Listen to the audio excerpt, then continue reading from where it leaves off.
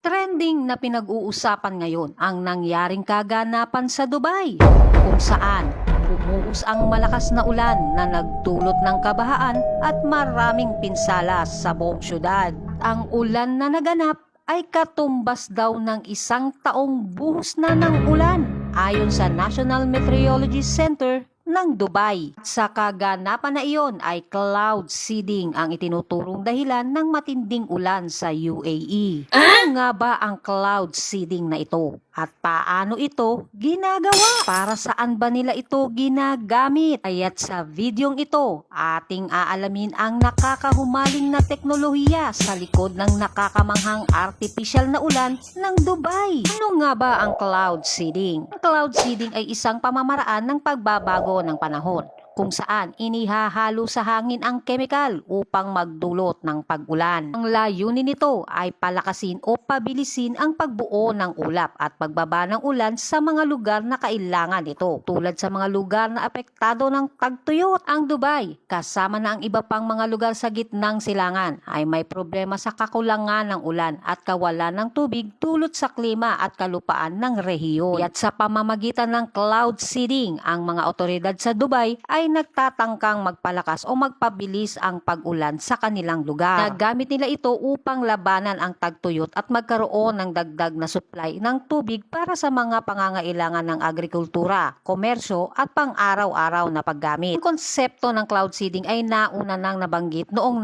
1946 sa pamamagitan ng isang sayantipiko na si Vincent Schaeffer. Schaeffer ay isang kemistang Amerikano na nagtatrabaho sa General Electric Research Laboratory. Katapos ng eksperimento ni Schaeffer, nagpatuloy ang pananaliksik at pag-unlad sa larangan ng cloud seeding sa mga dekada na sumunod. Proseso ng cloud seeding, ginagamit ang mga eroplano o iba pang sasakyang panghimpapawid upang magpakawala ng mga chemical sa loob ng mga target na ulap. Mga chemical tulad ng silver iodide, potassium iodide, or dry ice. Ito ay inilalagay sa mga ulap upang magdulot ng pag-ulan. Ang asin o sodium chloride ay maaaring gamitin bilang isang seeding agent sa pamamagitan ng cloud seeding para magdulot ng artificial na ulan. Naihalo na ang mga chemical sa ulap ay nagiging kristal na yelo ito na nagiging nucleus para sa pagbubuo ng malalaking patak ng ulan. Iyon pa man, ang epekto ng cloud seeding ay maaaring mag-iba depende sa mga kondisyon ng panahon at iba pang mga factor nito. Pamamagitan ng cloud seeding, umaasa ang Dubai na mapalakas ang kanilang supply ng tubig at maprotektahan ang kanilang kalikasan at ekonomiya mula sa mga epekto ng tagtuyot. Sa nangyaring kaganapan sa Dubai, sinabi ng National Meteorology na nagsagawa sila ng 6 o 7 cloud seeding flight bago ang pagsisimula ng bagyo. Palit sa data tracking flight ay naisiwalat na ang isang sasakyang panghimpapawid na nagsasagawa ng cloud seeding sa UAE ay lumipad sa bansa noong linggo. Kaya't nagpahayag ng pagdududa ang mga eksperto na ang pagbuhos ng ulan ay maaaring sanhi ng cloud seeding. Yun sa mga climate scientists na ang tumataas na temperatura sa buong mundo na dulot ng pagbabago ng klima na dulot ng tao